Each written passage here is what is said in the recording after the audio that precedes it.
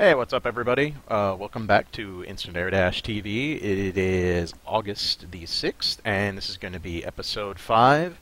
And tonight we're going to be talking about some advanced techniques that you can build on to add to your game. We've spent the first 3 episodes doing basics. On episode 4, I broke down the EVO Top 8 finals to do something a little bit different.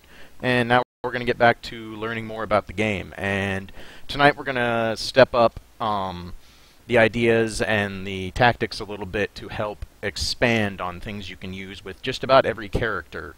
So we'll focus on some advanced techniques tonight, so that's going to be kind of fun.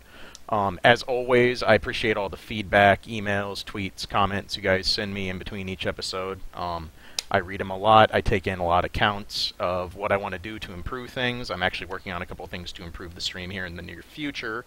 Especially quality-wise. I have a graphic design buddy who's working on an overlay for me. I worked on webcam for covering the stick, like so you can actually have a stick cam, because a lot of people have been requesting that. Unfortunately, I don't have a really good way to do it yet, and it would look really janky, and it would probably give people motion sickness the way I have it best set up. So give me some more time. I will figure out something for that for those of you wanting a webcam in the future. So, other than that, yeah, lots of fun stuff. There's been a huge influx of Guilty Gear news since the last time I did an episode.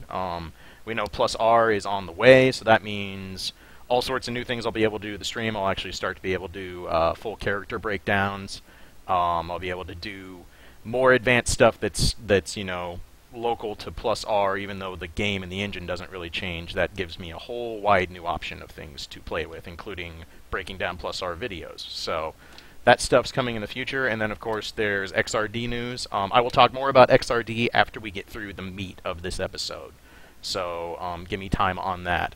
But for now, let's get some volume going, and let's show you guys some stuff to use in the advanced tech world of Guilty Gear. I'm going to be going over 4 major things you can use that are advanced tech today.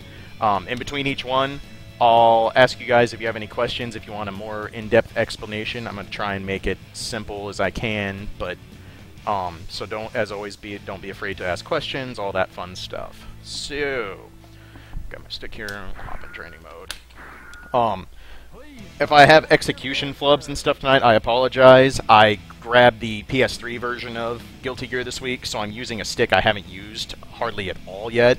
And it's a little bit different from mine, so I'm still adjusting, so I do apologize in advance for any of that. Actually, let's get a specific dummy. Who would be good here? Actually, Kai. You'll be fine. Yeah. Okay, so we've gone over all the basics. You guys have a gist from episode 1 of all the stuff you utilize to get into the game. You know about your cast options from episode 2. I showed you how to use training mode in episode 3. So let's get some advanced techniques down. The first one I'm going to start with is pretty simple. It's called dash braking. Dash braking is a tool that has multiple uses, both offensively and defensively. Basically what dash braking is you all know how faultless defense works. You hold back in 2 buttons, the green orb pops up. As we talked about, it increases pushback, it negates chip damage, all that kind of fun stuff. Well, when you dash, if you just let off dash or start holding back, your momentum just kind of stalls out and you slowly stop dashing. But if you hold down 2 buttons as if you're going to faultless defense, say you stop instantly, when you hold back, there's no momentum break. It's just an instant bam, I'm done. This is really useful in situations where you're trying to advance, but you have to deal with zoning or pokes or stuff like that. Because if you're sitting here and trying to do this, or you jump back, or you air dash back, those are all viable options. But say you just want to slowly advance forward, you know, just and you get in and block things. Let's go grab Kai, and let's have him adjust my controls here so we can have let's see, let's record you with that and play it back with that. So let's just have Kai do some basic zoning. Throw a stun edge, poke out, little zoning. Okay, cool. So let's just say Kai is out there. He wants to keep you out. So notice how if I try and just run stop, I just kind of get smacked by stuff. I try to dash. Now obviously, keep in mind this is a very simple situation. Obviously, if someone is just sitting here covering ground, you can always instant air dash over their shit and get in on them, stuff like that. But maybe you want to come in on the ground.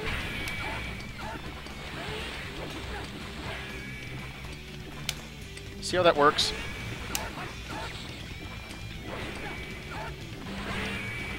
It's a very basic technique. All there is for this sort of dash breaking is literally hold 2 buttons when you're dashing and then tap back or down back. You'll instantly stop. This also has another use. I'm going to set my controls back just because I don't have enough buttons to have a reset button, which is kind of handy when you're training. There we go. So that's useful to get in. Characters that have low profile when running, this is especially useful because you can do things like dash break, and you'll crouch down, and you might go under a projectile, you might go under a tall poke, like Anji's stand punch is something that can whiff on people with low profile, stuff like that. So it's just a nice little tool to have. The other thing that dash breaking is really useful for is your throw game. Now, there's multiple ways to use dash breaking when you throw. As you can probably guess, when you're dashing, you can't throw. I can't be dashing like this and get forward heavy and get a throw. I'm always going to get my forward heavy. Nor can I instantly transfer back and throw without getting my momentum to stall. It's hard for me to show you that because I'm so used to timing the momentum break there with Anji. There's one. See? I'm going to throw. Nope. Not going to happen. So there's multiple ways to dash break and get a throw off. Let me show you the wrong way to start. This is something that a lot of people do. They might throw something on you or like put butterfly on you, and then they're going to run up and do this. They're going to dash break by tapping back and faultless defense, standing up, and then throw you. This is not a good way to use dash breaking to throw for multiple reasons.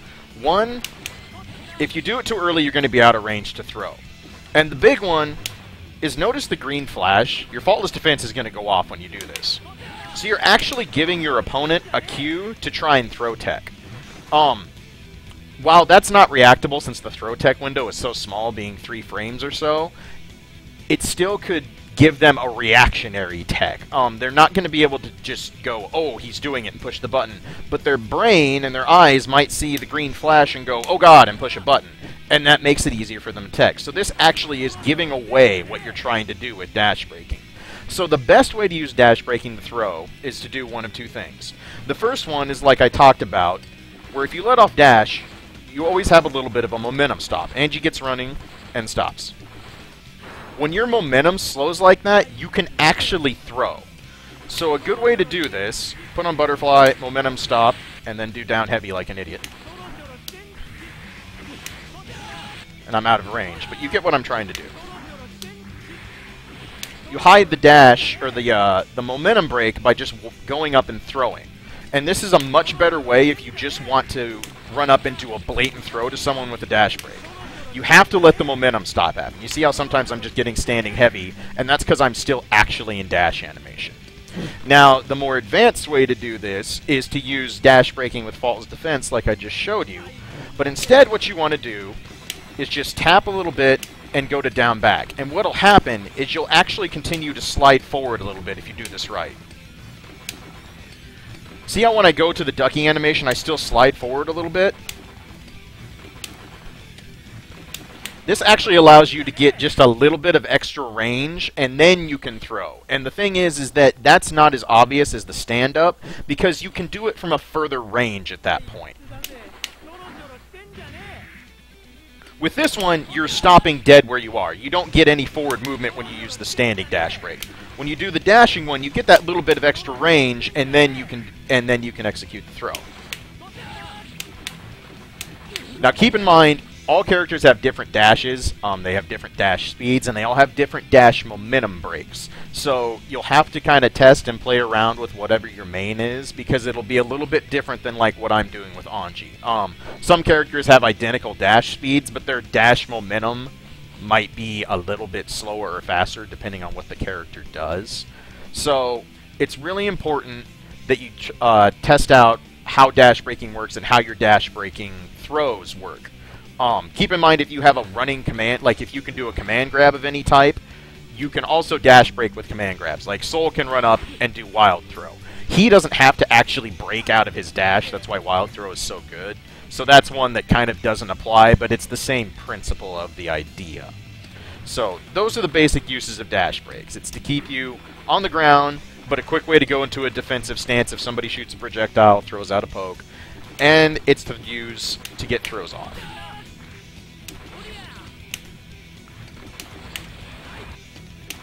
I love how I tried to say examples and then completely make an ass of myself.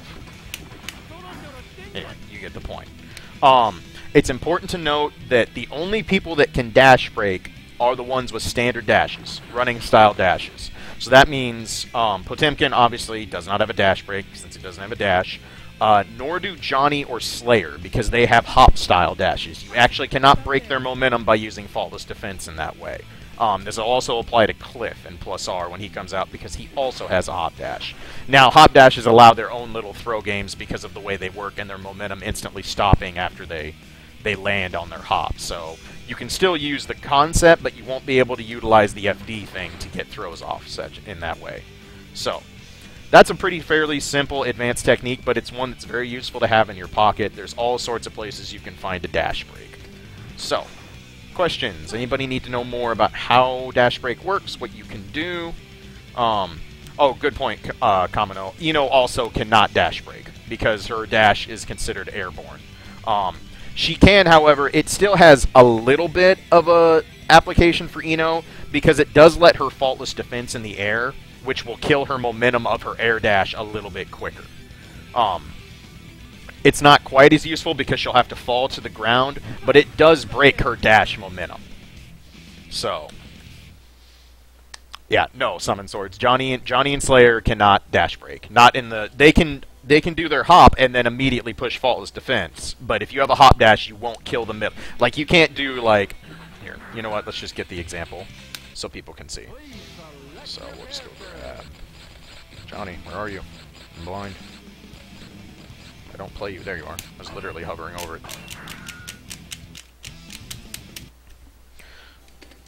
So even if I'm holding... So I'm holding on FD. I cannot stop it.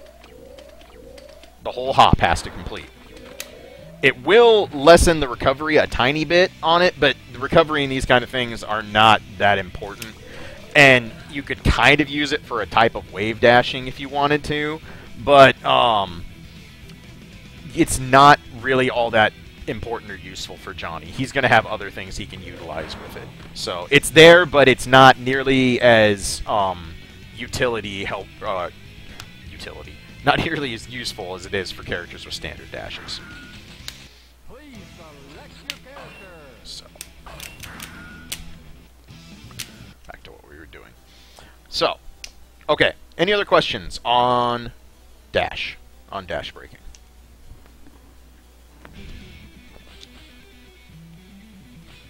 Nothing? Okay, cool. We are going to move on next to what most people call one-frame jumps. I'm actually going to go grab a different dummy in this case because I will need to show you some examples, and Amelia will actually be perfect for this example. So, if you've listened to Guilty Gear commentary or talked to people enough, you've probably heard the term one-frame jumping. What is one-frame jumping? It's actually kind of a bad term for what it is. A lot of people think that one-frame jumps is a way to actually make your jump start up one frame, which is not true. The fastest jump startups in Guilty Gear are Mei. She starts in 3. Robokai has the slowest at 7. So it's a term that has stuck over the years, but one-frame jump is a really bad term. But it is what it is. It's kind of ingrained, and we kind of got to deal with it. So what does one-frame jumping actually do? Well, what one-frame jumping is it's utilizing a type of FD cancel to speed up your jump startup. Like I said, every character has a different jump startup ranging from 3 to 7 frames. The fastest being Mei, like I said, the slowest being Robo. What one-frame jumping can do is it actually lowers the jump startup of lowers your jump startup by 1 frame. So instead of turning it into a 1-frame jump startup, it will lower it from, if you have a 5-frame startup, it becomes a 4-frame startup, and so on. Pretty easy. You can do math. I trust you guys. So, how do you do a one-frame jump, quote-unquote? Well, if you just do a normal jump, notice how the dust cloud pops up? On any stage, there will always be some kind of dust, like an eddy stage, it's the puddle of blood splashes up. If you're in water, it'll splash up water, that kind of thing. When you one-frame jump, what you want to do is you want to hit up, back, and tap faultless defense. Well, not tap, but hit faultless defense right as you jump. And what will happen is the dust cloud won't appear, and that's your cue to know you got it right. So, see how there's no dust cloud? That's how you know you're getting a one-frame jump. One-frame jumps, the reason they were originally named one-frame jumps is people literally thought they were getting you off the ground in one frame. And what it does do is, again, it lowers your jump startup by one frame, but the thing that makes it feel real fast compared to what it's actually doing is that when you're in the air and faultless defensing, your hitbox actually becomes a great deal smaller. I'm not even doing it right. But notice how, like, when I'm just holding back in the air, I have my normal hitbox. When I'm holding faultless defense in the air, most characters kind of pull their legs up or kind of hunch down a little bit, and it actually makes your hitbox a lot smaller. So the combination of getting off the ground in one frame quicker and shrinking your hitbox makes it feel like that you're actually doing a jump in a single frame. So, what does this do? Well, this is incredibly useful for getting out of a lot of situations where people are going for tick throws. It's very useful for situations where people are doing okizeme that has delayed strings with overheads and such like that. And in general, it's just a good way to get in a safe area. Like we've said before, the safest place in all of Guilty Gear is faultless defensing in the air. The only thing that stops this is air throw. Nothing else can harm you in this situation. So, the other important thing to note about one-frame jumping is it completely kills momentum. If you are dashing forward and you jump, you preserve some momentum. You'll jump a little bit further instead of just doing a normal jump. If you dash in one-frame jump, it really cuts the momentum. So you're going to fall almost straight down. This is actually kind of useful because this can create some weird whiff punishes. If people see you running at them and you one-frame jump, you can potentially fall and land with a normal and get a big combo, that kind of fun stuff. So, this is literally all it is. You just have to tap FD right as you're jumping. And ideally, you want to hold it because, again, if somebody does a ground normal on your way down, you're just going to get hit out of the air, anti-air, and you're going to get comboed, all that bad stuff that happens in Guilty Gear. Excuse me, just one moment. And yes, faultless defense uses meter. For those who haven't seen, and I'll go ahead and turn my meter off at infinite here for a second. The thing to remember about one-frame jumping and using faultless defense in the air is it drains meter faster than about anything in the game. Your meter goes down fast. Just in one jump, half meter, or quarter meter basically, is gone. If you hold it all the way to the ground. So that's really important to note. If you're low on meter, you may just want to tap it to get out of the situation. So, what kind of situations should you be looking to one-frame jump out of? Well, I just talked about delayed okizeme and stuff like that, and honestly, there's no better character for this sort of thing than Milia. So let's create a situation with Milia that would be primed to try and escape with one-frame jumping. So we're going to turn recording back on here. Oops, wrong way. There we go. And let's grab Milia. Okay.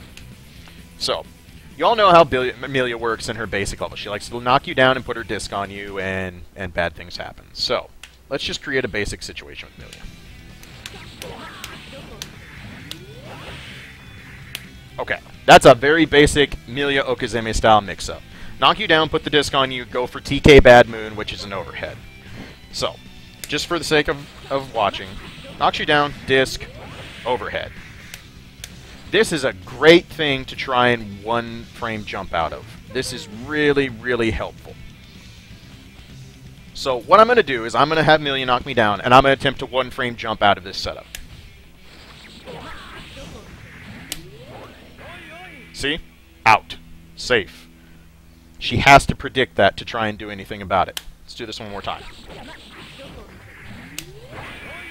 And you notice how there's no dust cloud. This time I'm going to try and just regular jump out. Now, sometimes if they do a sloppy mix-up, which I'm not a Amelia player, so this is probably not airtight, you might be able to just jump out anyway. But let's just see if I actually did it right and can do that. Okay, I can, but if they do it tight enough, you're not going to be able to one-frame jump out of that. Let's actually do another one with Amelia. We'll do a forward kick that's going to be a little bit faster. So...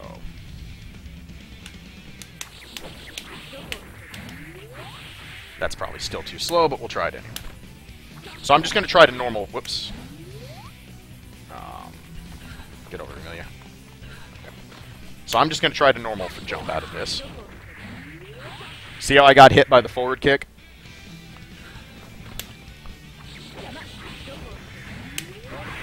Well, that was just a block, but let's see if I can actually get a one-frame jump this time.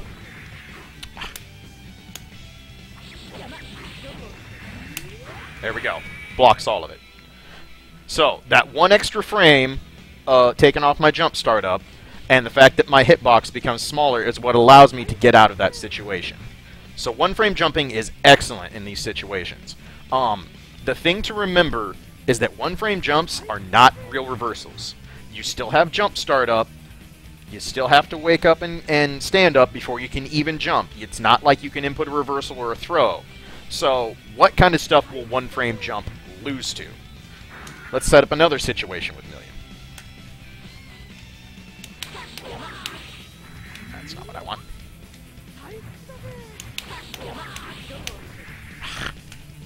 Again, forgive my execution mistakes tonight, guys. Come on. I just want a meaty. Is that asking so much? Okay. So there, instead of going for a delayed overhead, she puts the disc on and then goes for a meaty low. So, I'm going to try and one-frame jump out of this one. I'm going to have to get Amelia closer because dummies and Guilty Gear and all that fun stuff. See? No doing. I could not one-frame jump out of that. We'll try it a couple more times just in case I'm messing up the execution, all that fun stuff.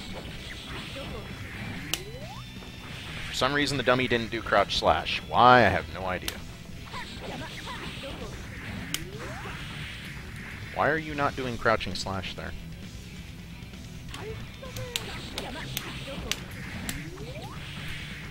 Okay. Now, actually do what I tell you to this time, please. There we go. See? Got counter hit because I'm trying to jump out. Let's do that again. Nope, not happening. If they meaty you properly, you're going to get you're going to get smacked for doing one-frame jumps in these situations. One-frame jumps are great for tick throws. They're great for when you want to chicken block something. If people are doing IAD mix-ups that you don't get a chance to knock out of the ground. Just situations where you go, you know what? Chicken blocking seems like the place to be. That's what one-frame jumping is extremely good for. It can get you out of some weird pressure situations. It can get you out of good tick throw setups. But again, it's just another layer to the whole mix-up level. If they start predicting it, then they can just go up and air throw you. Or they'll adjust their mix-ups and do more meaties, more delayed ticks, stuff to catch you, you know. It's a tool, but it's not ridiculously powerful. What it's good for, it's very good for. You really should practice one-frame jumps. If there are situations where you feel like your best option is to just get up in the air and block, you should always be using one-frame jump. There's no reason not to. If you're trying to get away and create space by super jumping or air dashing back, all that sort of thing, then obviously you don't need to one-frame jump. But any situation where you go, man, I don't like where this is at, I feel like I'm going to get opened up or thrown, it might be a good time to go for a one-frame jump. And again, if you have the meter, you're probably going to want to hold FD till you hit the ground so you don't get anti-aired. So, good technique. It's not a replacement for good blocking, and it's not a good replacement for properly using your reversals. Remember, everybody in this game has a good reversal. It's called throw. And then most people have other good options too. We'll do an episode on your defensive options and stuff like that, because that's obviously super important in this game. But one-frame jump is really, really important. So definitely learn. It's not hard to do. You can utilize it in a lot of situations. So, questions? comments on one-frame jumps and their terrible, terrible name that really just doesn't work right.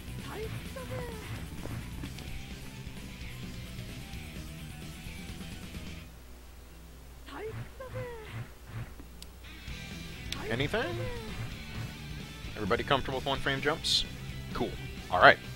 Awesome. So there's been a couple... we have dash breaks, which is a both defensive and offensive technique. One-frame jump is pretty much a decidedly defensive technique. So let's do a couple offensive ones.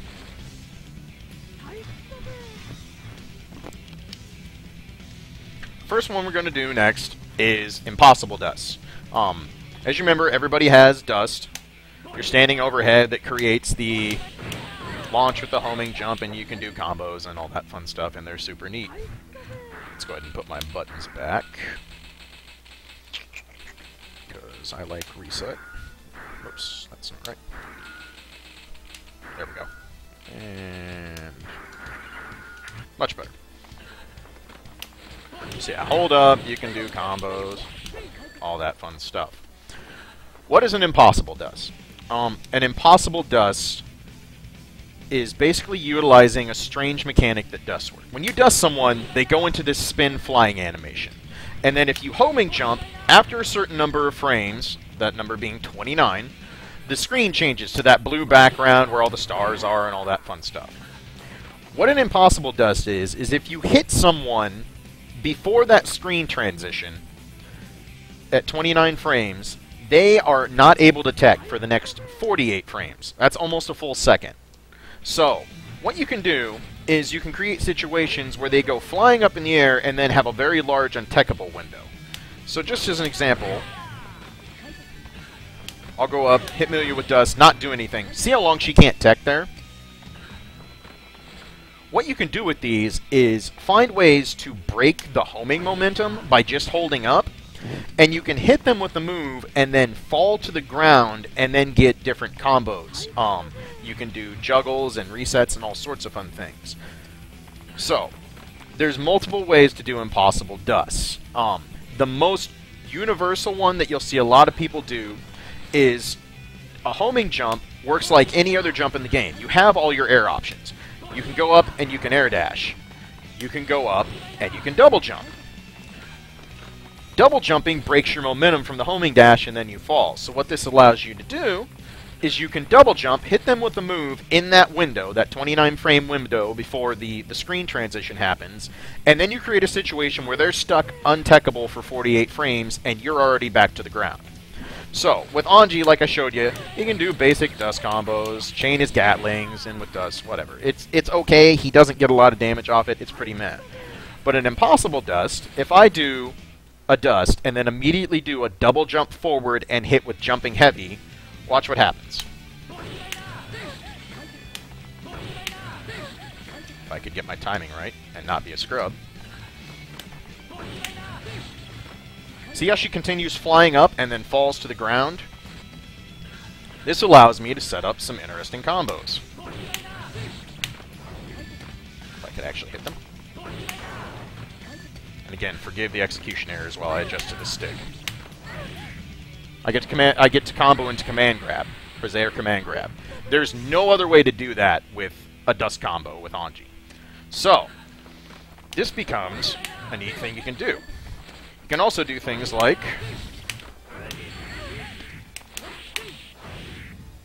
for 25%, that's a lot more damage and a much better setup than I would get if I just did a dust combo that ends in the air.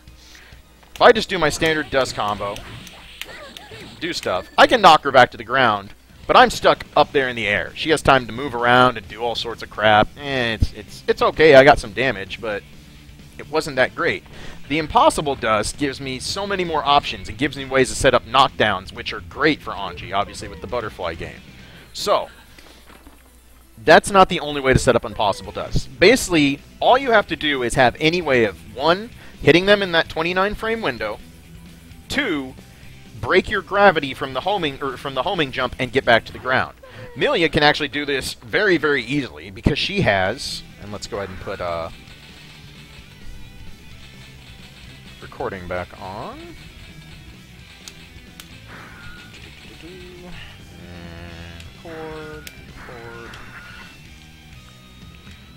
So Amelia has her Turbo Fall. Instantly sends her to the ground.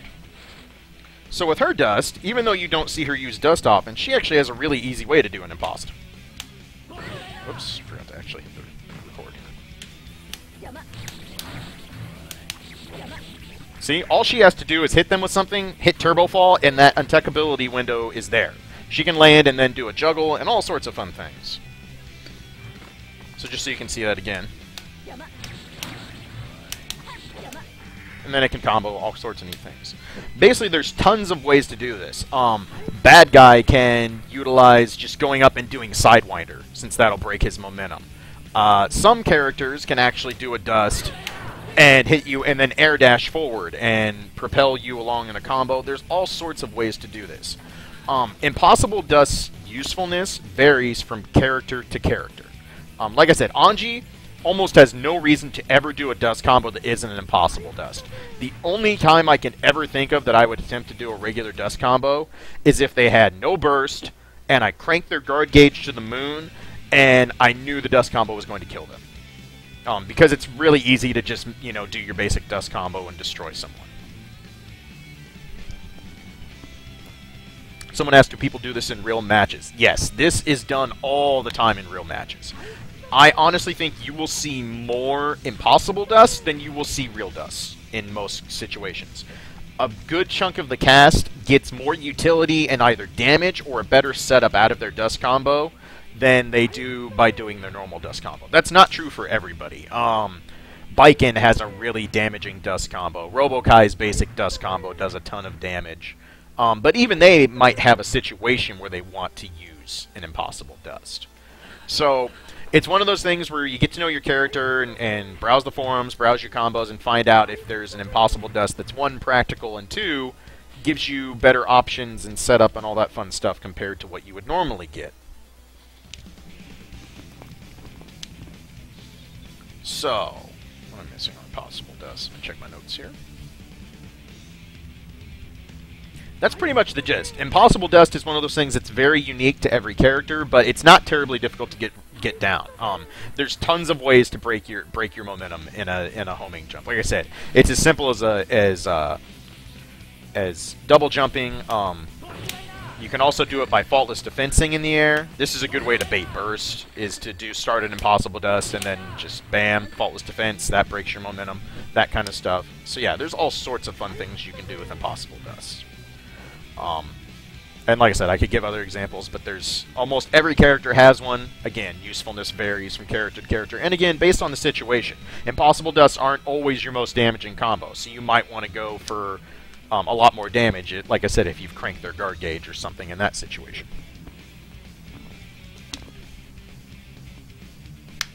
So, questions on Impossible Dust?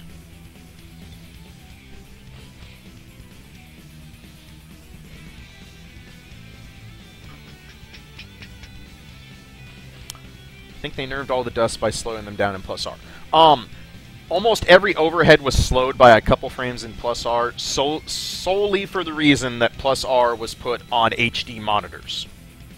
And the inherent input lag that HD monitors have, they had to crank back overheads and such a little bit to make them semi-more reactable. I'll talk about overheads and reacting and stuff in a future episode, because that's a pet peeve of mine.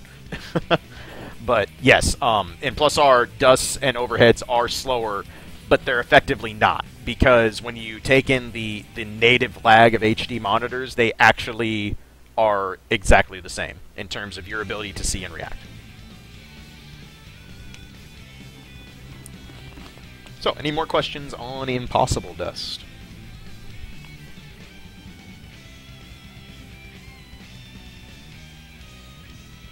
Basically, IAD-TV sucks.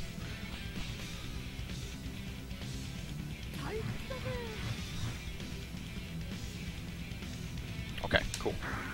Let's go get another dummy. Who do I want for this situation? Let's wail on Faust, because I like hurting Faust. And I don't know, we need some kind of fun music here. Yeah, keep the flag flying. Why not? Okay. So, Last advanced technique we're going to talk about tonight is jump installs. I'm sure you've heard this term before. A lot of people utilize this technique. It's maybe not quite as useful in Accent Core as it was in earlier games for a lot of characters, just because of force breaks and new moves creating new combo opportunities. Jump installs didn't become quite as important for certain characters, but not all. So, what is a jump install? Basically what a jump install does is it allows you to add an extra air action that you wouldn't normally have. As you know, you can double jump, you can super jump and air dash, you can jump and air dash, but you can't double jump and air dash. You can't super jump and jump again.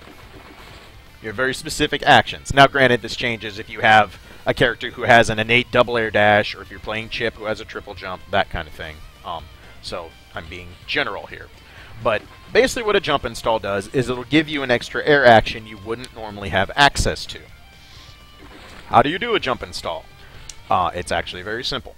Any move you have on the ground that's jump cancelable. So for Anji, he can jump cancel standing kick, he can jump cancel standing slash.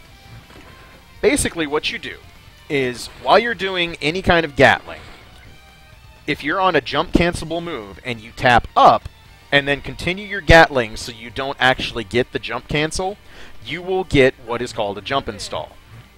What this does is it puts that extra air action. It kind of tricks the game engine into thinking that you jumped, but since you never left the ground, it just bestows upon you that extra air action that you wouldn't normally have.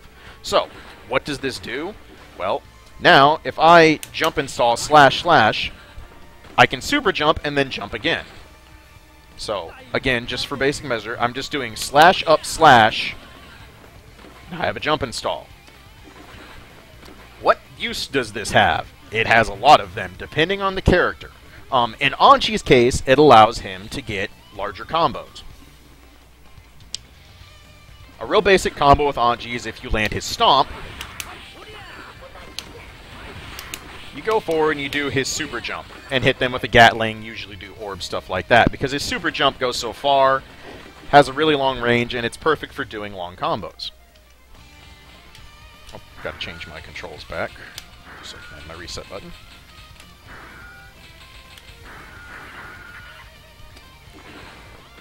So my normal combo, something like that, launch him in the air, do a combo, it's okay. If I jump install by, again, doing slash up slash, and it varies on what, and like I said, it doesn't have to be slash slash, any jump cancelable move in your string. I can have like 4 moves in a row, and as long as there's one jump cancelable move in there, as soon as I jump, it's going to jump install. So, if I jump install with Anji, see how I get more? I get to jump cancel that super jump and continue the combo. This does not have to be on hit either. This works on block. If you ever going for something and you get blocked and you want to get away, you could actually do this. You wouldn't need to, since you can air dash after super jumps and such. But just for the point of showing that it doesn't have to be on hit and all that fun stuff. Guard Faust. See? Jumping stalling is really easy. It's not like a tight frame technique. You just basically have to keep doing your Gatling instead of letting your jump finish. So if I just, jump cancel, so just watch the input bar. I just do it and hold. Even if I hold up, as long as I keep the Gatling going, I won't jump. So I'm going to start holding up after I do. I'm going to do this string. I'm going to do kick slash slash. I'm going to start holding up right after I hit kick. Watch.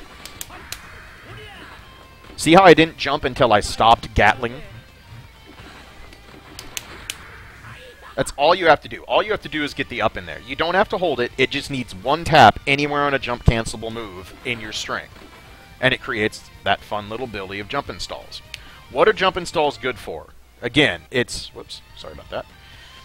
It varies from character to character. For Anji, they're used to get bigger combos. And that helps with a lot of characters. Chip, for example, can jump install his teleport, his down-down H. That allows him to do combos where he launches people in the air with his crouching heavy, And then usually if he teleported up in the air to follow them, he wouldn't have any jump options. He wouldn't be able to start a combo and double jump. If he jump installs his combo and then teleports into down down H, he can actually start his combo, keep his double and triple jumps, get more damage, and get better situation for resets, knockdowns, that kind of thing. Ino likes to jump install her Chemical Love, the big vertical or horizontal laser, because that's what allows her to air dash after she FRCs it. She can't normally air dash in that move unless she has a jump install, or unless she does the Tiger Knee version where she's considered airborne. Now, something important to note in Accent Core, which continues in Plus R, is that they change certain moves to have auto jump install properties. A good example is Soul Bad Guy's Bandit Revolver. If he does that in the air, he actually gets all his air actions back. So, certain moves, and you'll have to look from character to character. There's a ton of moves now that auto jump install. But certain characters have the ability to just do a move in the air, and it will jump install for them. Somebody asked, how about Johnny or Bridget? Bridget, I know, can use jump installs. She has a lot of weird momentum movements with FD canceling her roll away when the yo-yo is out and all sorts of things. Johnny used to need jump install desperately in Slash because his Divine Blade combos required him, if he wanted to get the juicy damage, which is what made him really good in Slash, he had to jump install his basic combos. He's a perfect example of getting a jump install move with Trick Joker, the little slash that he does that you see in all his Accent Core combos. That actually auto jump installs, so that allows him to get his double jump back and all that fun stuff. So there's a perfect example of it. Jump install can be good for mix-up or cross-up. You wouldn't ever really need to use a jump install for a mix-up, because if you're going to cross up, you can just kind of do it. You don't need to do anything special, because you're going to have all your air dash actions. Like, for example, say I jumped on Faust and then crossed up and then air dash back. I don't necessarily need to jump install for anything like that. It's mostly for situations where you're doing a combo or some kind of reset or an extended air string where you need your air actions back after being on the ground.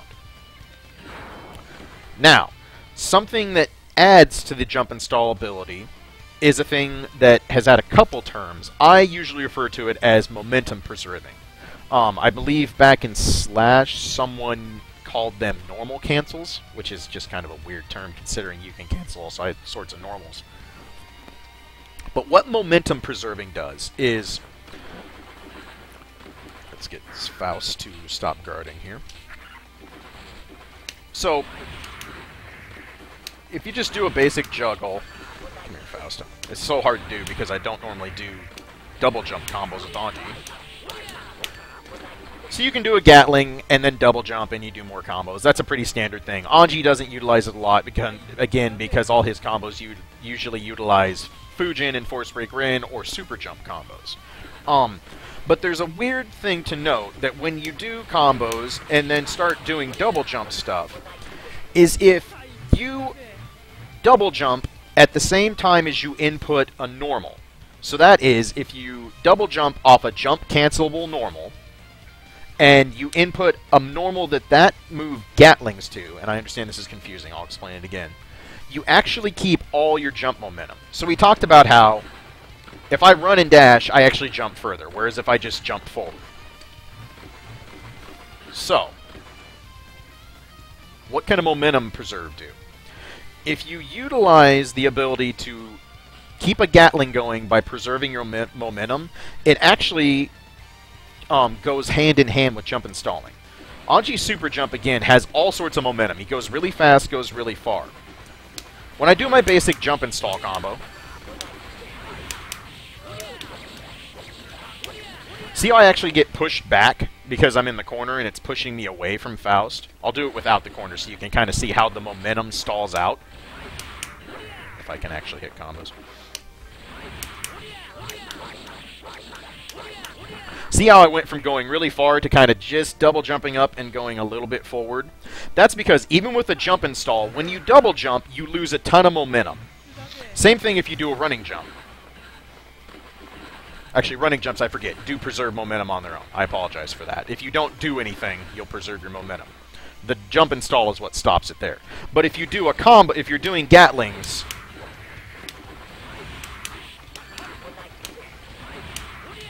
it's so hard for me not to use super jump combos. This is so weird. Yeah. Your momentum slows down. So, utilizing momentum preserve. Again, you have to be doing an air Gatling. So, like, with Anji, I can do slash, punch, slash, like I would in my normal combo. You have to be doing a Gatling. You have to use a move that is jump cancelable, which the vast majority of your air moves are jump cancelable. And then what you have to do is jump cancel and continue Gatling into a move that continues your string. So a real basic example is I can do slash, punch, slash indefinitely in the air and use it as a Gatling. See what I mean? Just slash, punch, slash, punch, slash, punch. So, if I use a jump install, and I use a momentum preserve cancel, instead of getting that stall out on the double jump after I super jump, I can actually keep the momentum going forward and get a much bigger combo.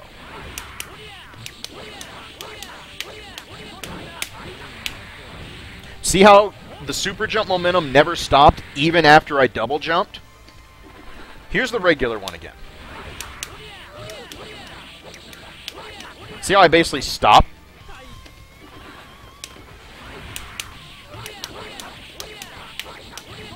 There's the momentum preserve.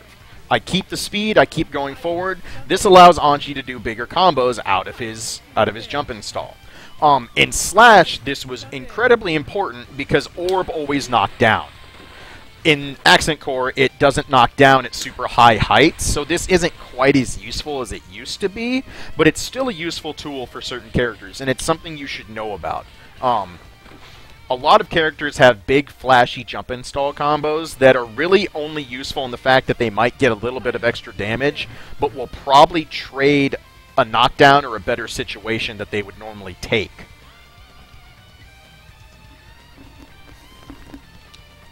So you combine those two things, and you get something that's really useful for Anji, used to be really useful for Johnny and Slash, but now he doesn't necessarily need it, again, because of Trick Joker and his combos. So that's the gist of using momentum preserves and using jump installs. I saw a couple questions, but I missed them, so fire away for questions on jump install.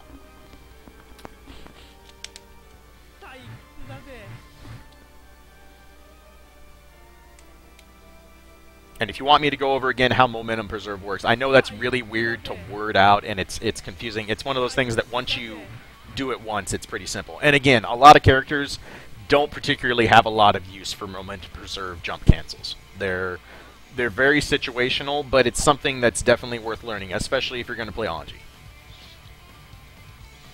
And these are the kind of things, these weird little system mechanics that you can do things that were never intended to be done. I'm kind of curious to see if these will continue on in XRD, which I'm going to talk about here in a moment.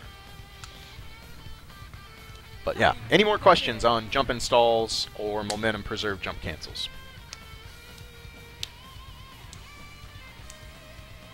Bueller.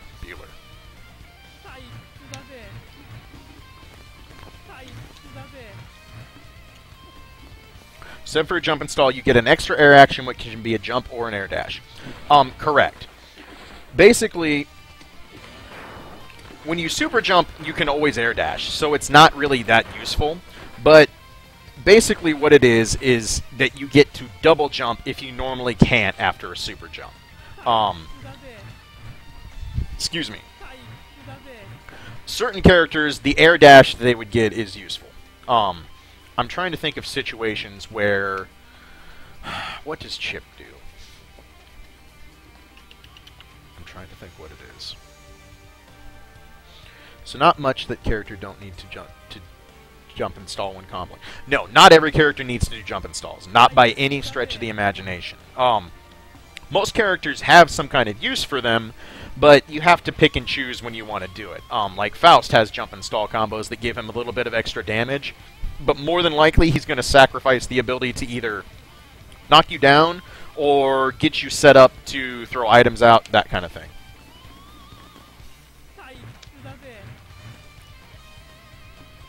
Kamino, it will not give you more air dashes than you already have. If you jump install, like Dizzy's not going to be able to get a third air dash by jump installing. It basically only gives you access to air actions you wouldn't already have. So, like super jumping with Anji, double jump is locked out. What else? Yeah, those kind of situations. Saying it gives you a true extra air action is kind of wrong. And I probably should not have reread the wiki to try and write down my notes on how to explain it, because that's not actually worded properly. Basically, it gives you access to an air option you wouldn't normally have. Like with Chip's teleport, he can't double jump after those. He's not allowed to jump after doing the air teleport, unless he jump installs it. So I apologize. Yeah, that's kind of a bad wording on my part. So that makes sense. It doesn't give you an extra air action. It gives you access to air actions that would normally be locked out. So, good question. That actually would have been really confusing to go back and try and explain to people who watch the videos. I can try and show Chips. I don't know if I really know the combos or anything like that, but for the sake of just kind of showing another situation, I'll see if I can do it. I don't know. Potemkin, you're giant. So, like, Chips, his down heavy launches. So you can do...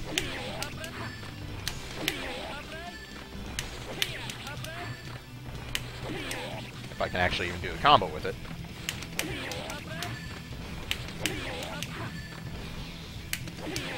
That's not the right teleport. Haha.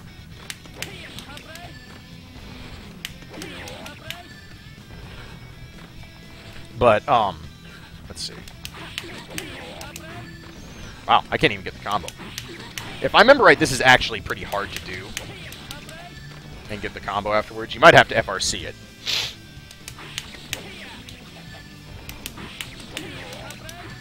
Yeah, I think you do have to FRC his... oh, you can do it after the jump. Okay, after the dust one. Okay, that's what it is. Oops. Come here, bot.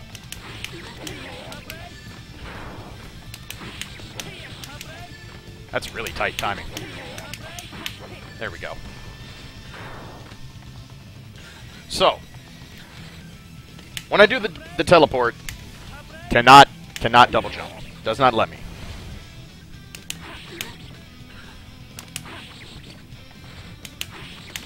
See if I can actually do this. Come on.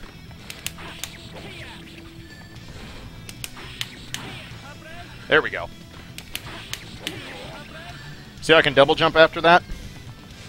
If I just do it, and then try to jump, nothing. I can hold up all I want. Not gonna happen. But if I jump install...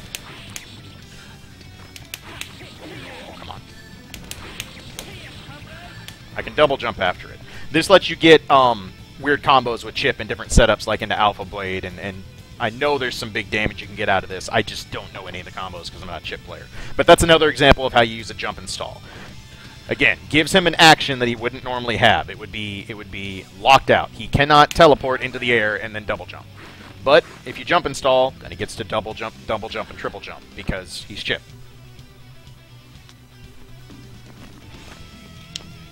So yeah, there's another example of a jump install.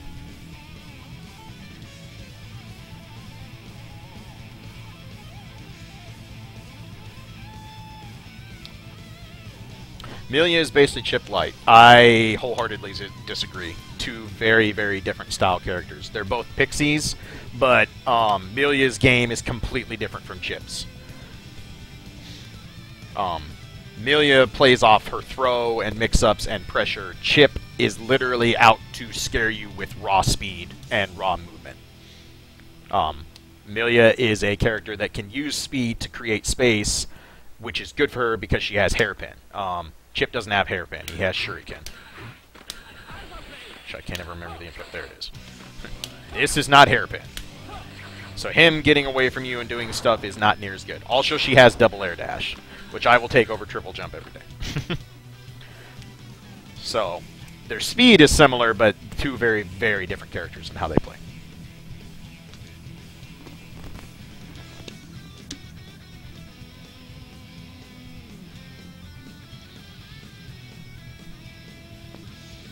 So yeah, Any other questions on jump installs and momentum preservation?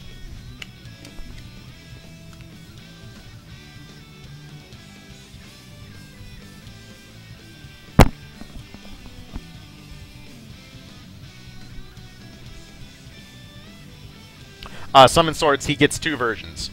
One always fails, or the first one will always fail, the second one always works. It can do neat stuff like stop his momentum. See? Whee! All sorts of weird baits happen. Trust me, Chip doesn't need a projectile.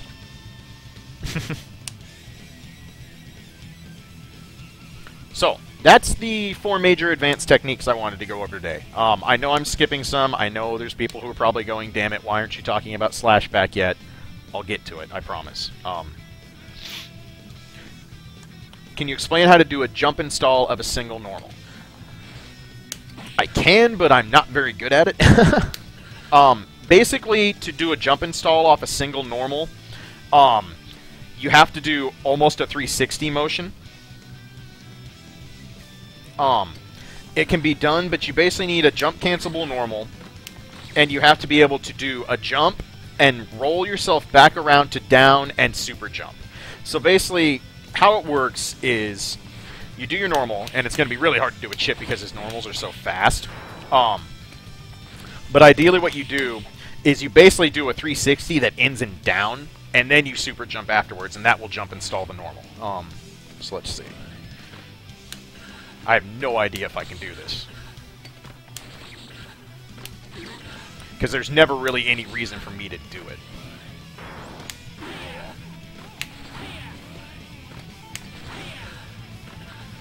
It can be done, but it's really hard, and there's not a lot of situations for it. So don't worry too much about jump installing single normals. There's situations, but I've never utilized it. It's really hard to jump install single normals. You have to be very quick, and you have to have a really good understanding of joystick control and stuff like that. I'm not going to lie, my execution's not good enough to jump install single normals. That's one of the more difficult things you can try and learn in Guilty Gear.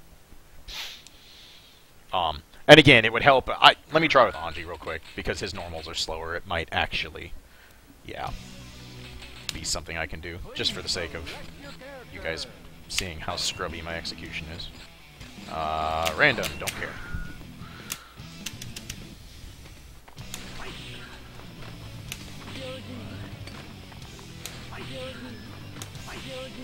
There we go.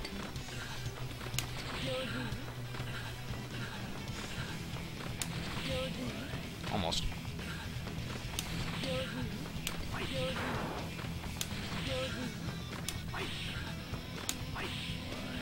Actually, you don't have to do 360. You can actually just do up, down, up.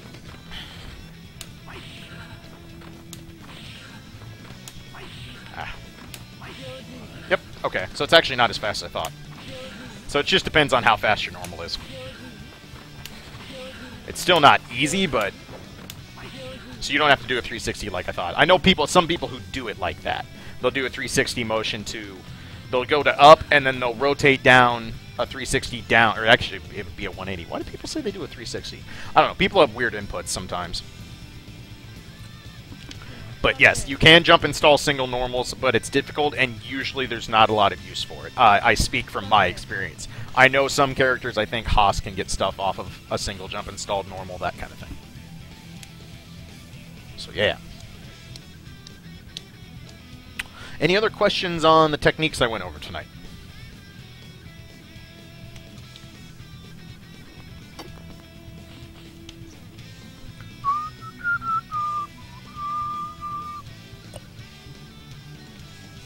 Alright, cool.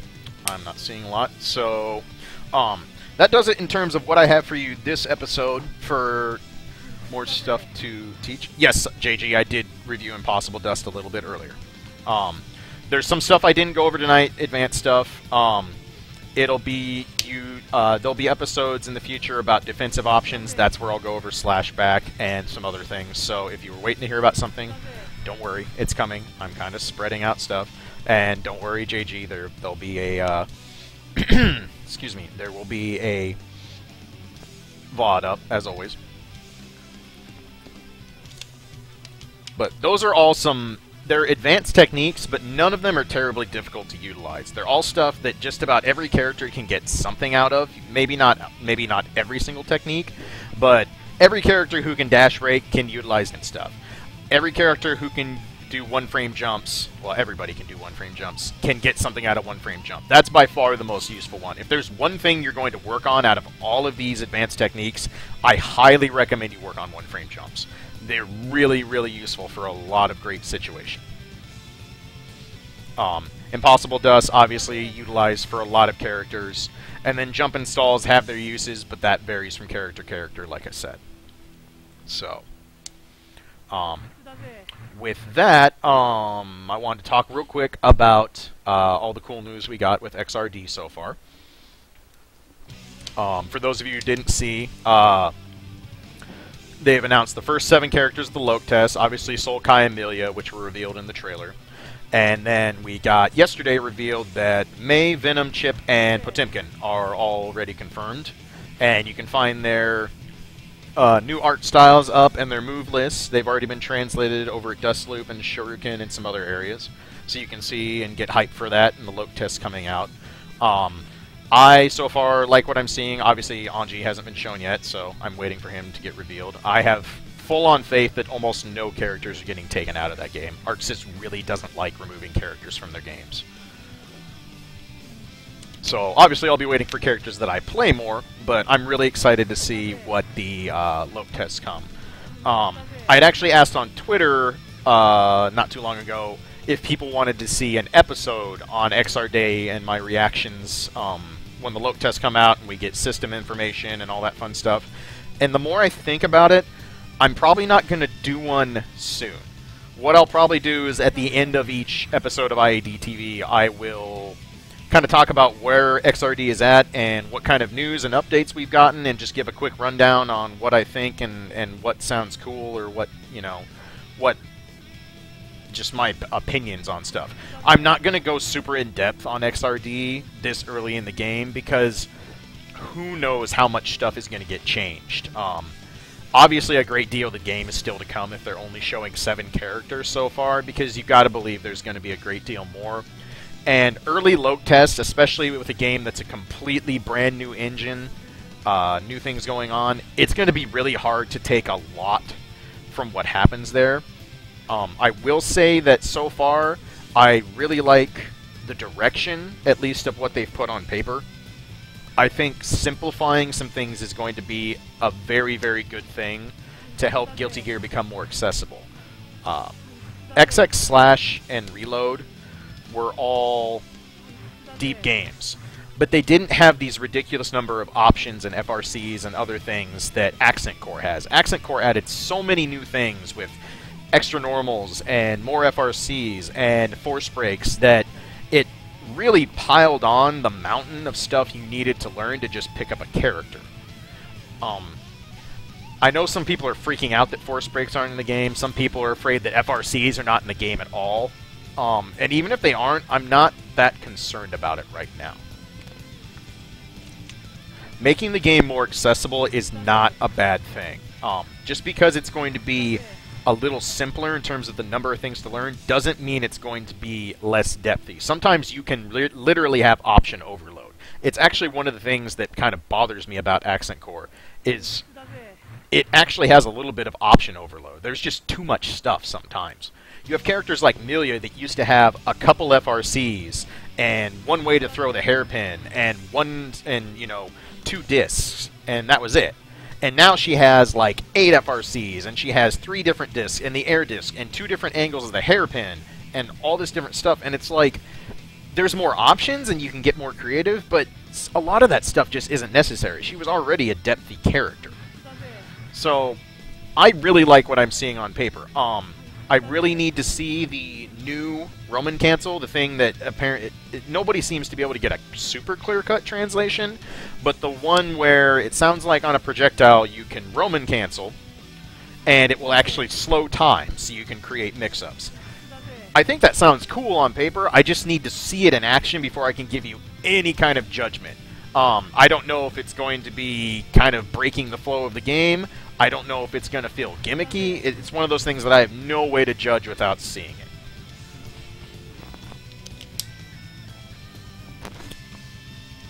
So, yeah. I like what I'm seeing. I like the new character design so far. I have no real complaints about any of it. I like that some characters are staying true to their basic design while they're overhauling others. I think there's no reason not to. So, and like you guys, I'm definitely excited to see what the load test will show us. I would love to be breaking down footage of the load test and stuff on the next episode, but ArcSys has already said they're not allowing any cameras, which doesn't mean there won't be footage. There always is. Somebody always sneaks a phone cam in or all that kind of stuff. But the problem is that's phone cam. It's not going to be at a good angle. You're not going to be able to really get that much out of it. And people are just going to be testing very basic things. It's going to be really hard for me to give you a full rundown of this is what I think and this is what this game's going to be after a single load test with probably less than half the cast in it already.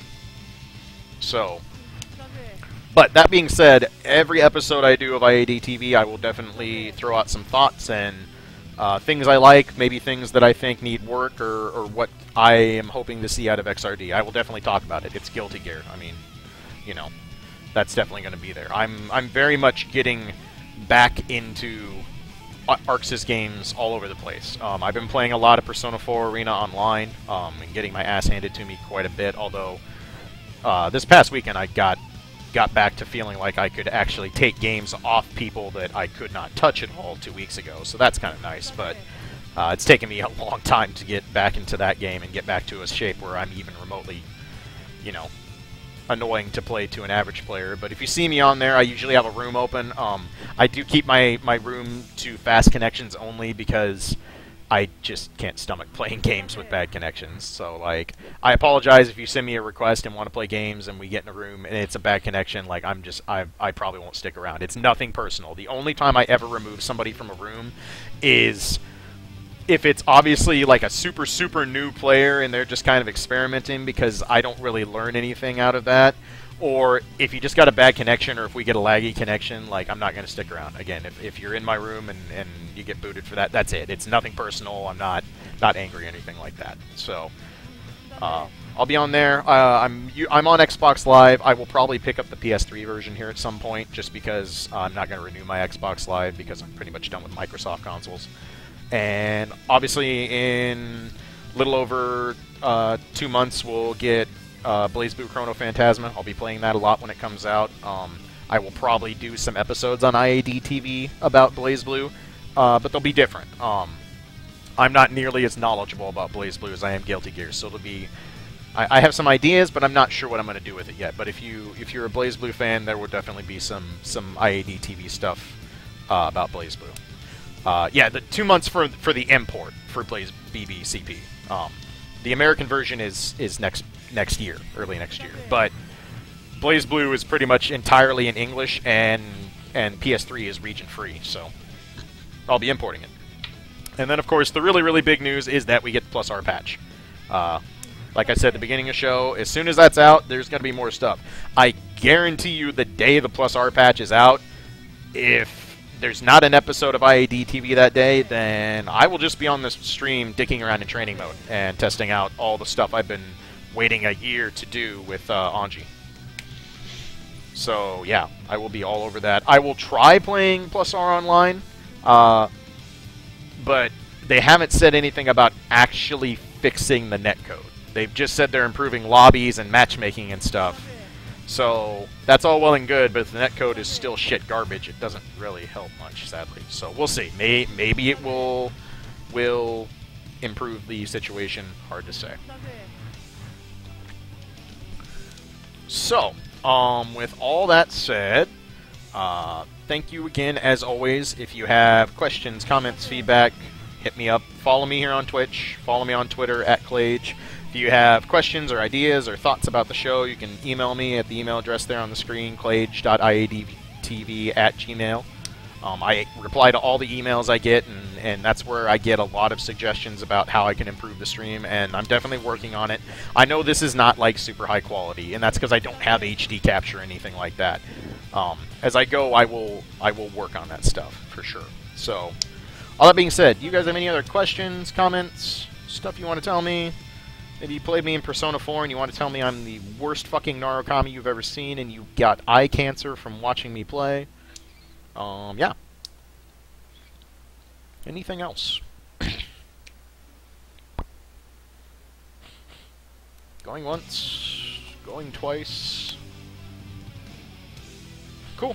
We're going to call that a show, and that is episode 5, guys. I will have the VOD up on my Twitch page as soon as it's ready, and I will get the YouTube video uploaded ASAP. So, thank you again, guys. I appreciate it as always. You guys are awesome. Keep the feedback coming, and I will catch you all next time. Peace.